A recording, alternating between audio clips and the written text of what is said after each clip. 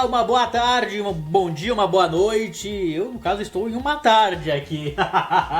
Estamos chegando com mais um Atravessando Letras, depois do nosso querido Ciclo da Herança. E eu quero agradecer a todo mundo que assistiu ao vídeo passado, que comentou no vídeo passado. Eu não consegui responder, mas eu vi os comentários. Obrigado a todo mundo. E eu vi já que já tem pedidos para próximos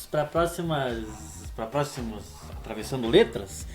Hoje a minha dicção tá linda, gente.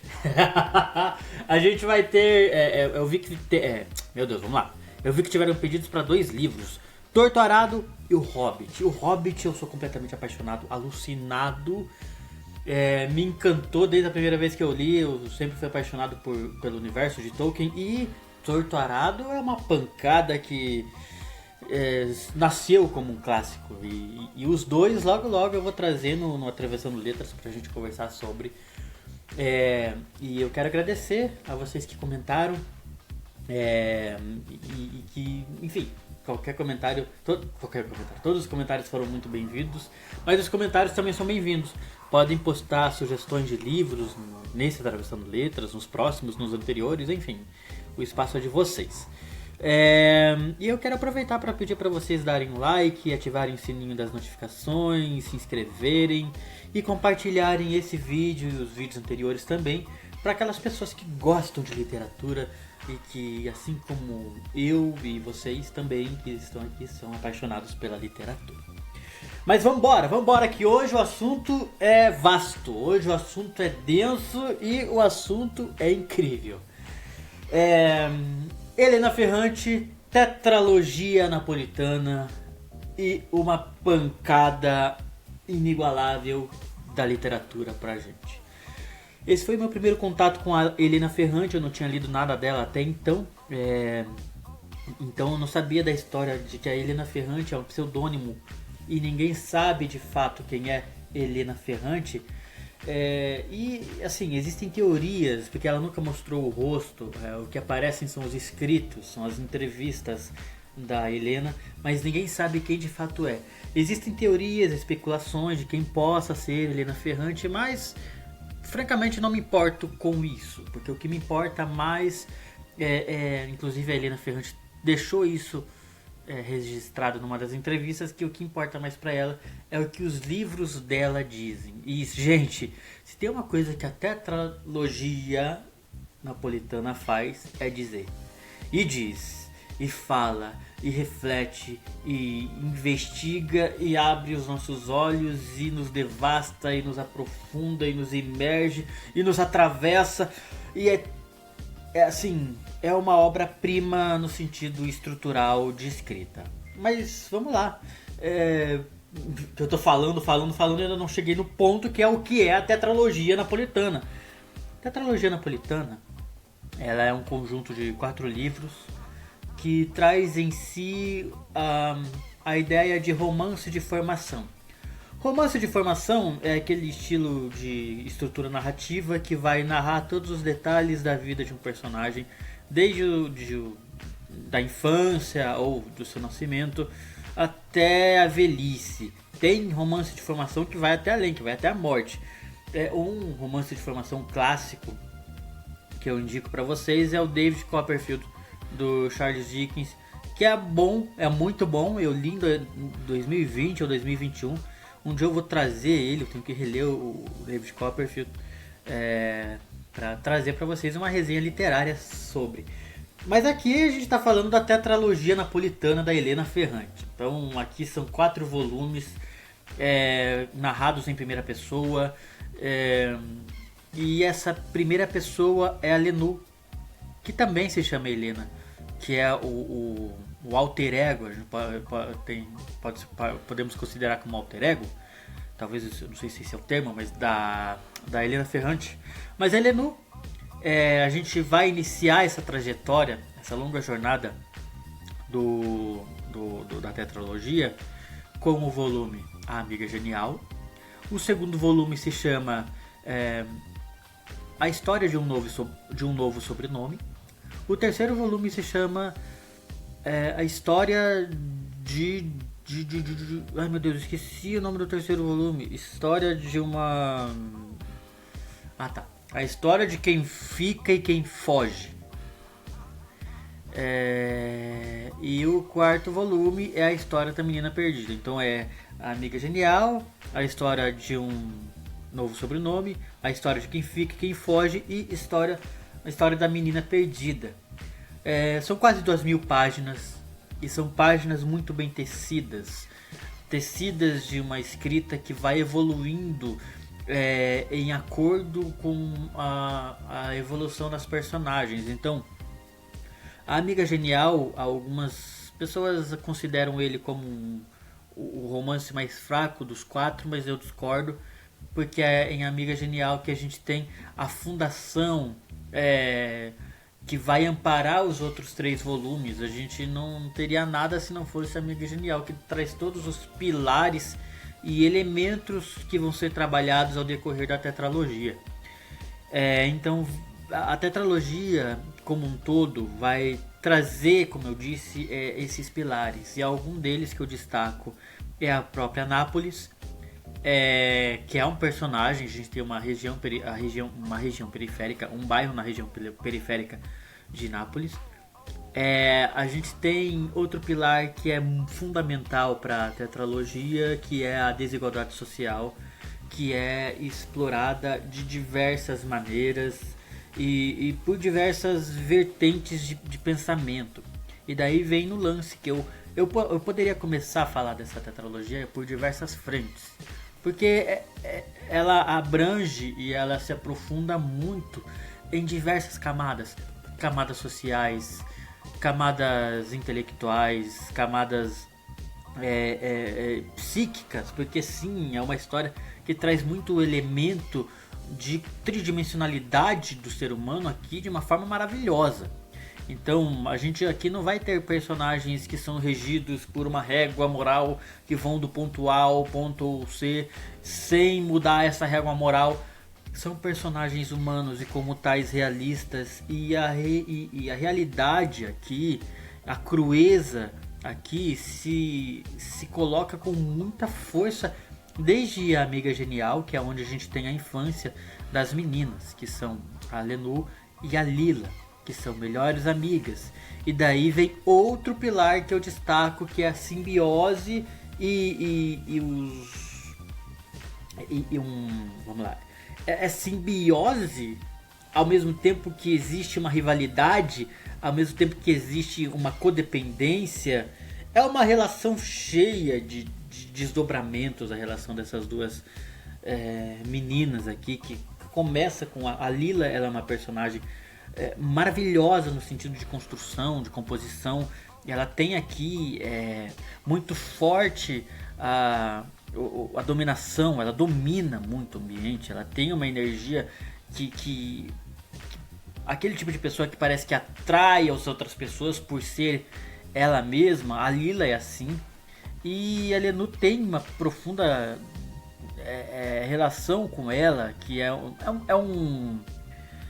as duas têm essa relação de uma precisar da outra, no sentido de empurrão mesmo, e no sentido de apoio. Então a Lila muitas vezes serve como um condutor que empurra a Lenú, que está contando essa história, empurra a Lenú para frente, para continuar, para estudar. E daí a gente começa a entrar mais a fundo nas temáticas aqui que a tetralogia explora. E a primeira temática bem forte para além da desigualdade social, é a violência.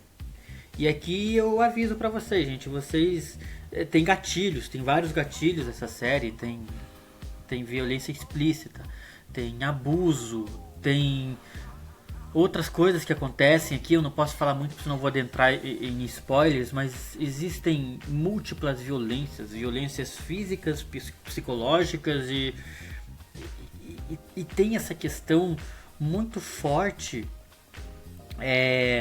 delas como crianças na primeira metade da Amiga Genial, vivendo nesse ambiente. Então a gente vai iniciar essa história na década de 50 e vai atravessar até os anos 2000, que é onde a gente converge pro tempo presente da Helena, que é a Lenur, que está contando essa história. Então existe um prólogo que é o pontapé inicial, que traz a ideia de que a Lenur recebe a notícia de que a Lila desapareceu. E não é só um desapareceu, ela se apagou, se deixou de existir, no sentido de pegar todos os vestígios, documentos, fotografias em que ela aparecia e desaparecer com esses elementos, e ela mesma sair da região de onde ela vem, que é Nápoles. Então, partindo dessa ideia, a Lenur fala, então, como a competitividade sempre existe, ela vai na frente do computador e vai escrever com a seguinte ideia: então, vamos ver se você vai sumir mesmo. Você não vai conseguir sumir, porque eu vou escrever sobre você. E assim começa a tetralogia napolitana. É um prólogo curtíssimo, direto ao ponto, já com uma carga de escrita muito boa. E uma coisa que eu destaco aqui é que na primeira infância delas, quando as duas se aproximam, sempre existe essa sensação de uma relação que é muito próxima, mas ao mesmo tempo existe a Lila como uma forma de autodefesa muitas vezes cruel, e a Lenur muitas vezes é mesquinha e tem ciúmes da Lila. Então, assim, a gente vai atravessar a infância aqui com esse processo dela se aproximando. Como que foi essa aproximação das duas, a primeira amizade? E a gente atravessa, passando pela adolescência, passando pela juventude, passando pela maturidade e até chegar na velhice das duas, assim. Então é uma jornada longa, e a gente percebe aqui na infância as duas muito carentes de falta de afeto. Existe muito falta de afeto, é muito bruto, é muito vasto e violento e opressor ali a região periférica onde eles moram, e os pais adultos perdidos numa Itália que vem pós Segunda Guerra. E tem até uma coisa interessante que a Lenur fala no começo da Amiga Genial, que é: a gente convivia com a morte diariamente. A morte rondava a gente de várias formas, seja através de bombas que eram encontradas por acidente, ou através da guerra que ali ainda rondava, ou até mesmo através de doenças que não eram tratadas, de febres e pregos enferrujados e pessoas que caíam de telhados. Então a ideia da morte sempre rondava a infância delas. E era uma coisa que, pelo fato delas viverem sempre com isso em mente, acabava sendo uma coisa normalizada. E os pais muito, muito agressivos, sem tato, com olhar não sensível e falta de afeto. Acho que a falta de afeto é o que mais aparece aqui na primeira infância, que vai moldar o resto de tudo, assim, pais embrutecidos pela vida, assim. E daí, quando a gente vai avançando, conforme a gente vai atravessando essa jornada para além da infância, a escrita da Helena Ferrante vai mudando, acompanhando a Lenur. Vai mudando porque vai crescendo junto com ela, vai amadurecendo junto com ela. Então, se a gente tem uma escrita do ponto de vista de uma criança, de uma idosa que está tentando lembrar da infância, contando para você sobre a sua infância, que tem aquele distanciamento, aquela coisa idílica, dadas as proporções, porque não é um cenário idílico, não é um cenário bonito, e não são acontecimentos saudáveis muitas vezes que acontecem, mas existe esse olhar da criança que quer aprender, que quer conhecer, que quer brincar, que quer desbravar. Então a escrita vai acompanhando esses pensamentos, e quando vai chegando na adolescência e quando vai passando pelo restante dos livros, a escrita vai coroando até que a gente chega no quarto volume com uma escrita completamente madura. A escrita vai amadurecendo junto. É um trabalho de construção, de tessitura do texto que vai do ponto A, que é o prólogo, até o final, que é o epílogo, no quarto volume. Vai construindo isso tudo de uma forma esplendorosa mesmo, assim. É uma construção de jornada e de finalização maravilhosa aqui. E a prosa, ela é uma prosa que vai direto ao ponto, não é uma prosa rebuscada, o que não significa que é fácil. Não é fácil porque muitas vezes existe muitos aprofundamentos, principalmente na Lila. Existem vários símbolos que a Helena Ferrante vai colocando em torno da Lila, símbolos literais, coisas literais que acontecem, coisas metafóricas, e existe a própria construção da persona da Lila através do olhar da Lenu, que é uma obra de arte impecável, assim. Então, o que é o aprofundamento aqui nessa saga é a questão de Nápoles, que vem como uma personagem, é a questão da sensibilidade do feminino sendo colocada aqui. Então, trata as mulheres de maneira muito sensível e ao mesmo tempo que escancara de todas as formas, assim, o machismo ali de forma brutal, de forma clara, assim, sabe? Então o machismo é muito denunciado também na tetralogia, a violência de homens para com mulheres, e vários tipos de violência são escancarados, e ao mesmo tempo que a gente vai acessando a Lenu com a sua vida e a Lila com a sua vida e outras mulheres que estão vivendo nessa sociedade assim realista e assim é nessas coisas em que a gente vê o aprofundamento, assim, sabe? O jeito em que as mulheres são colocadas aqui na tetralogia é um jeito muito profundo, no sentido de aprofundamento de discussão, aprofundamento de sentimentos, aprofundamento de entendimento mesmo de como que funciona as engrenagens da nossa sociedade, que tem em si um olhar muito machista. Então a tetralogia napolitana vem trazer isso de uma forma muito sensível e muito prática, e ao mesmo tempo em que existe relações entre mulheres sendo tecidas, existe para além e junto relações do humano. Então outra coisa que a gente pode analisar aqui na tetralogia é a corrupção. E aqui a corrupção vem por diversas formas. Existe a corrupção no meio acadêmico, existe a corrupção no meio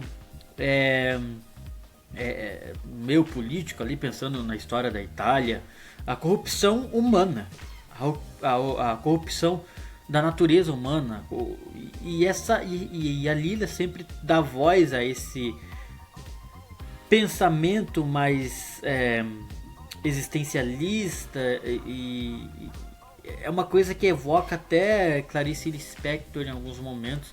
Dá para fazer até em alguns momentos uma leitura comparada entre as duas ali, quando a gente percebe algumas coisas da Lila, enquanto a Lenu ela é o oposto. Então os opostos estão sempre em evidência na tetralogia, que a Lenu ela vai fazendo as coisas dela, ela vai gradualmente ascendendo na sua carreira como uma estudante, só que ela vai fazendo isso de uma forma muito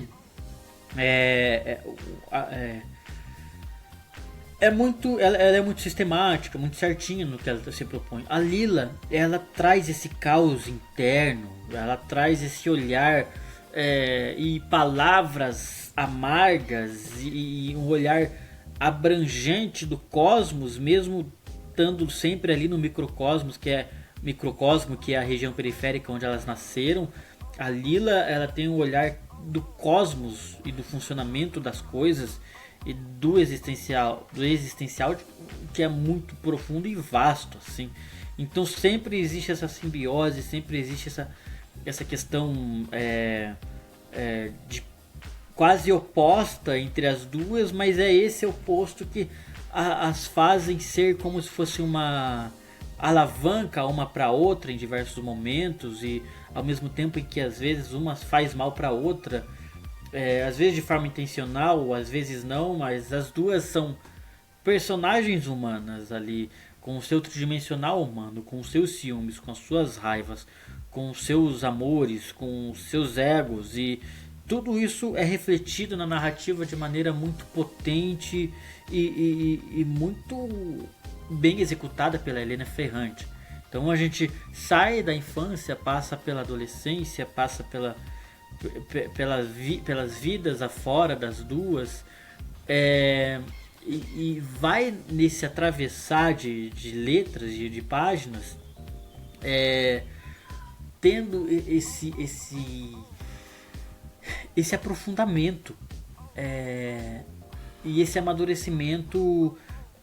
É como se a gente estivesse amadurecendo juntos, assim, sabe? É uma jornada de vida, é uma jornada longuíssima de personagens que erram, que acertam e erram de novo, e as duas ali sempre, às vezes se afastando intencionalmente ou não, mas retornando à amizade, como se alguma coisa sempre, a vida, essa coisa é a vida, sempre as puxasse uma em direção à outra, por mais que elas se afastem por diversos momentos. E assim como tudo, a gente tem também a ideia do tempo que avança, implacável, inclemente, a vida com as suas com seus fatos e acontecimentos que às vezes atravessam a gente e atropelam a gente sem pedir licença, e a gente tem que aceitar, porque a vida é assim. Então é uma saga de formação aqui que é muito nesse caminho, com uma prosa que ela é uma prosa tranquila de ser lida, mas com diversas camadas que vão atravessando camadas e que vão atravessando camadas por causa da formação excepcional de personagens que a Elena Ferrante constrói aqui através dessa saga. E os símbolos todos que vão sendo tecidos em torno da Lila, de certa forma, acaba trazendo vários elementos. Quando você chega no final e você entende essas simbologias, você vai a saga pede releituras, porque são vários símbolos e são várias questões psicológicas, são várias questões que partem desse simbólico que a gente quer reler e analisar esses símbolos, assim. Como exemplo tem a panela de cobre, que a Lila conta em um determinado momento do primeiro volume, que a panela de cobre simplesmente explode, estoura. Não é lógico, mas isso tudo ecoa no caminhar da vida da Lila. Outro símbolo é quando a Lila e a Lenur fazem uma desconstrução da imagem da Lila por um motivo específico, e é uma desconstrução e um apagamento da imagem da Lila, deixando somente os sapatos ali, os pés ali aparecendo. Tem outras simbologias que vão surgindo com relação a Lila ao longo da saga. A Lila, que é tão ao mesmo tempo que ela é intensa em todos os sentidos, e ao mesmo tempo é cruel, ao mesmo tempo é amável, enfim, humana. Estamos falando de personagens humanos, realistas e muito bem construídos pela Elena Ferrante, em meio ao caos, em meio às mudanças históricas, em meio ao surgimento de tecnologias, ao surgimento do tráfico de drogas, em meio à máfia italiana, em meio à violência, em meio à segregação social, o que a Lenur vai sentindo ao longo da sua vida, essa questão de ter que se provar todo momento, se provar por ser por ter conhecimento e por ter vindo de uma região periférica e por ser mulher, e o meio acadêmico é predatório, o meio acadêmico é machista, e daí a gente tem outro pilar muito importante, que é a hipocrisia, que são pessoas que defendem aquilo, defendem um sistema de visão de mundo, mas na verdade não acredita naquilo que defende, é mais como uma conveniência. E isso é denunciado muitas vezes quando se fala de homens que têm falas desconstruídas, pensando no tempo ali, década de 70, não sei o quê, falas desconstruídas, mas quando você vai ver para além do discurso da igualdade, não existe nada. No fim do dia ele é outro machista que não leva verdadeiramente em conta a opinião da mulher. Então é sobre isso a tetralogia napolitana, é sobre isso, e vale muito a pena ser lida, porque ela traz esses ecos, essas bordoadas, cenas difíceis, algumas pesadas, algumas tristes, algumas emocionantes, algumas alegres, algumas lindíssimas e outras, principalmente quando se fala da Lenu e da Lila, é uma amizade cheia de buracos, cheia de arestas, mas com muita beleza, com muita doação e realismo mesmo, partindo das duas, assim, sabe? Isso é uma amizade franca, muito franca. Então, assim, gente, vale muito a pena a tetralogia napolitana, 4 volumes maravilhosos, e é sobre isso.